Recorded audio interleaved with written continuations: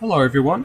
In this video, we got a little bit of an easier problem. This one's about calculating solubility. So, in this question, we are given that a chemistry student has 3 liters of a clear aqueous solution at 47 degrees Celsius. He's told that an unknown amount of a certain compound X is dissolved in the solution.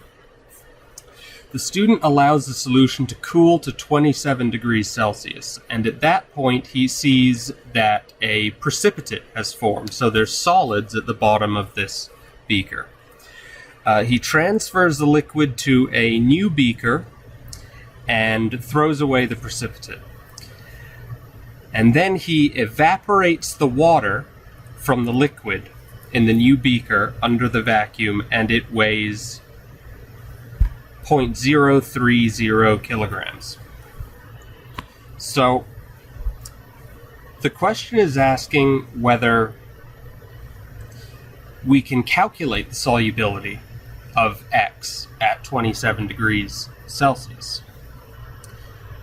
So in order to answer that, we need to think about what we need in order to calculate solubility. So solubility is equal to the mass of something, which is grams, divided by the volume, which is in liters.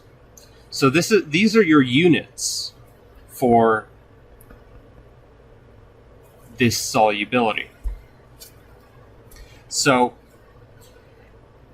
the next question we have to ask is, was the solution that the student had after dissolving this unknown certain compound, was the solution saturated?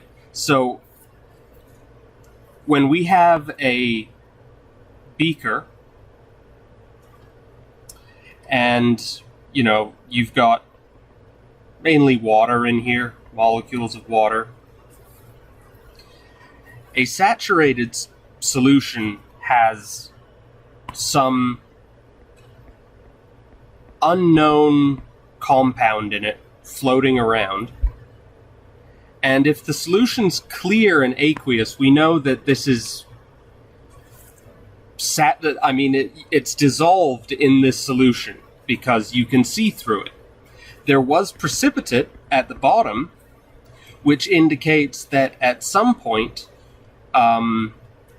the solution became supersaturated. There were so many of these little particles that eventually some started to settle at the bottom because the solution became oversaturated. When a solution becomes oversaturated, precipitates will start to form.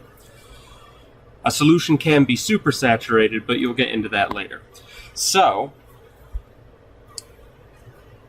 what are we given? We're given that we have 3 liters, so that satisfies this. And we're given that the amount of these blue particles here, the amount of those floating in the aqueous solution at 27 degrees ended up being 0.030 kilograms, which is 30 grams. So the answer is yes. We have everything we need in this case. So yes. And then it says, if you answered yes, calculate it. Well, that's very simple. If we have a mass of 30 and a volume of 3 liters, then the calculation's simple. It's just solubility is equal to the mass, 30 grams, divided by the volume. And you can do that in your head. That is 10. And we have to look at our sig figs. we see that we have 2 sig figs here. So that will be what we use. And your units are grams per liter, and that's it. All right. Thanks for watching.